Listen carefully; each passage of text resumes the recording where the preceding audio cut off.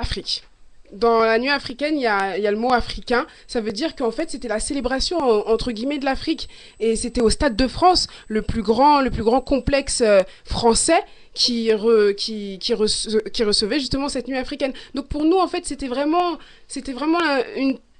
un total paradoxe entre ce qui se passe et ce qu'on sait qui se passe actuellement sur le continent, à savoir la Libye, à savoir le Congo, également ce qui s'est passé en Côte d'Ivoire. On a trouvé ça vraiment mais très très malvenu de vouloir célébrer, de vouloir fêter comme si de rien n'était. Il y a eu...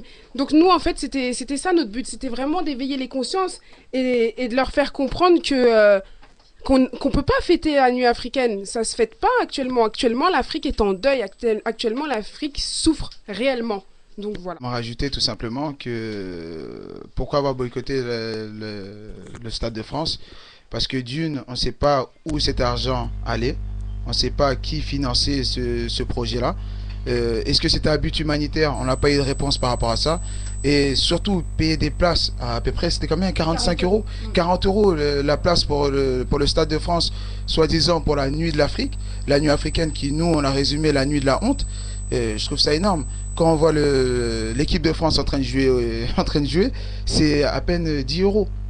Donc nous, on est prêt à mettre 40 euros pour financer des gens, on ne sait pas ce qu'ils vont faire avec cet argent, au lieu de prendre ces 40 euros-là pour aller financer des bonnes causes, des aides humanitaires, etc. Donc nous, on n'a pas trouvé ça normal, c'est pour ça qu'on a boycotté la nuit africaine qui, pour nous, est la nuit de la honte, tout simplement. On a encore une autre question. Alors, Tom Sawyer, avez-vous des soutiens parmi des célébrités du monde, je suppose, afro-français? Alors, des soutiens, oui. Oui, oui. Il y a Mokobé, on le connaît par rapport à ses actions, par rapport à ses discours, qui est vraiment dans l'aide à l'Afrique, dans le développement de l'Afrique, qui croit en ce continent comme étant le futur. C'est dernièrement ce slogan, qui soutient totalement cette action, qui l'a comprise en fait, qui a compris qu'il nous fallait un électorat fort ici, qu'il nous fallait une diaspora puissante pour pouvoir se faire entendre. Donc on a cet artiste jusqu'ici qui nous soutient.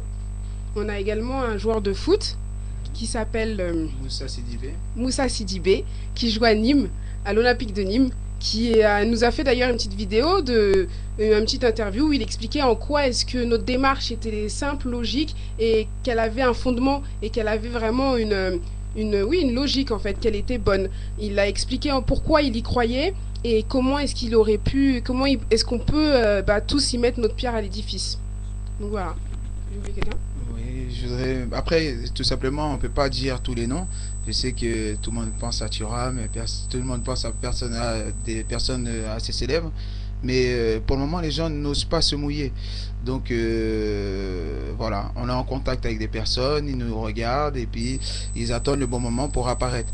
Parce que surtout, ce mouvement est jeune. C'est des jeunes qui détiennent, qui avons lancé cette pétition et ils veulent savoir vraiment nos intentions. À savoir si on ne cherche pas à duper les gens. Donc plus on est crédible et plus les gens vont venir. Et à l'heure actuelle, c'est ce qui est en train de se passer. On est crédible jusqu'au bout. Voilà. Merci. Alors, avez-vous prévu d'autres alternatives si vous n'arrivez pas à vous faire entendre par le politique français? Ouais. Ah, c'est Oui. bien. De toute façon, je pense qu'on sera obligé de se faire entendre à partir du moment qu'on sera à peu près 1 million de personnes à faire bloc. Les élections se jouent sur 2%. Sur 2%. Peut-être le premier tour, on va pas se faire entendre. Ils vont peut-être nous snobber. Mais le deuxième tour est très important. Donc ces 2% là, surtout si on est 13 millions, peut-être à suivre ce truc-là, ou peut-être même 1 million, même 100 000 personnes, ça représente des voix. Donc je pense qu'on va se faire entendre et il faut qu'on se fasse entendre. On va se faire entendre parce que au jour d'aujourd'hui, vous êtes là en train de nous écouter. Pourtant, on n'était rien, on est des simples étudiants, d'autres qui travaillent, ainsi de suite. On a décidé de se rassembler par rapport à ça. Mais plus vous allez venir, plus vous allez signer cette pétition et plus ça fera notre force. Si vous hésitez et que vous doutez avant de signer cette pétition-là, ben on est mal parti. Donc moi je me dis à partir d'un moment, on a tout essayé, on a voté la gauche, ils ne nous ont pas aidés, on a voté la droite, ils ne nous ont pas aidés, d'autres ont voté le FN, ils ne nous ont pas aidés. Donc on va choisir le bon candidat. Et sachez que les élections se jouent sur 2%. Il leur faut 5% pour se faire rembourser leur campagne d'élection. Donc ils vont se tirer dans les pattes. Je vais vous donner juste un exemple aussi. Marine Le Pen parle de la binationalité. Elle parle aujourd'hui en disant que la binationalité est un danger pour la France. C'est un danger, pourquoi? Parce qu'ils nous ont démarché. Ils ont décidé que Africains mais citoyens français était une bonne action pour eux si on les ralliait. Mais on l'a refusé parce que c'était pas normal. Il ne peut pas nous dire que on vous finance votre campagne, on vous finance tout, à une seule condition, c'est que vous appelez les blagues de Marine. Je pense que c'est un peu du foutage de gueule. Je pense que en faisant cette démarche, ils ne nous ont pas respectés. En pensant qu'on était là, on pouvait nous acheter, on est des jeunes, on va nous proposer de l'argent et on va accepter. Non. On est des jeunes, on travaille, on se débrouille et on veut juste la libération de l'Afrique, tout simplement. Bah, je trouve que Frédéric a tout dit de toute façon. Effectivement, on est obligé de se faire entendre. Une alternative, si on se fait pas entendre, poursuivre, continuer, vraiment faire bloc. C'est-à-dire que nous, à notre petite échelle, nous deux, plus les autres membres avec qui on travaille, on peut rien faire, effectivement. On est comme une goutte d'eau dans un océan.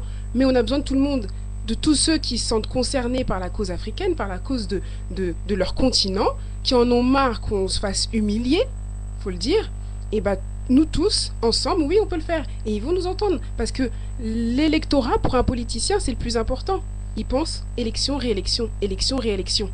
Donc si au bout d'un moment, il voit toute la diaspora africaine ou une grande majorité de la diaspora africaine qui fait bloc, qui lui dit « Hé, ce que tu fais en Afrique, on n'est plus d'accord. Donc ou tu nous écoutes, ou on ne te donne pas les voix, et bah ils vont nous écouter. » C'est comme ça qu'aux États-Unis, ils arrivent à se faire entendre. C'est comme ça que dans plein de pays qui ont eu cette conscience justement de la communautarité qu'ils ont réussi à se faire entendre et que nous, en France, on n'avait pas compris encore. Mais il faut qu'on le comprenne tous. Nous, on l'a compris et vous, maintenant, il faut que vous le compreniez. C'est la masse qui fait le poids. C'est la diaspora, c'est l'unité. On le dit tous dans la bouche, mais maintenant, il faut le montrer. Il faut prouver. Voilà. Je vais aussi rajouter par rapport au conflit qu'il y a eu avec le Parisien. Donc le Parisien s'est amusé, en fait, ils cherchent à nous dénigrer, tout simplement.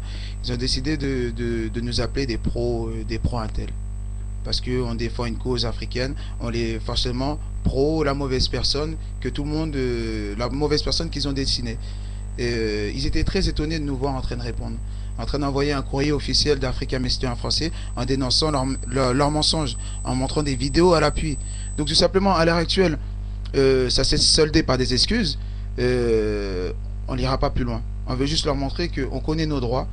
Ne jouez plus à ce petit jeu-là. Parce que la prochaine fois qu'ils feront ce genre de débordement, on portera plainte et ça ira jusqu'à où ça doit aller, tout simplement. Alors, on a une question qui nous demande si on a pensé à une synergie avec des mouvements africains. Bah oui, automatiquement. Et en même temps, on a envie de dire que on tend à se développer, on tend à s'unir. Donc ça va de soi.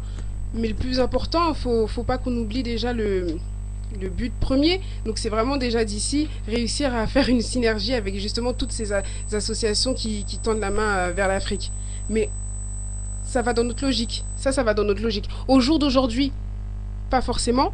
On a eu un contact, si, avec la marmite au Sénégal. Donc avec eux, on essaye tant bien que mal de travailler avec eux. Et ça va se poursuivre avec d'autres associations, avec plaisir. Tout simplement, Africains mais citoyens français a pour but de fédérer tout le monde. Que ça soit une personne dite ennemie, nous on n'a pas d'ennemis. Que la personne ait une religion que d'autres le voient mal, nous on l'accepte.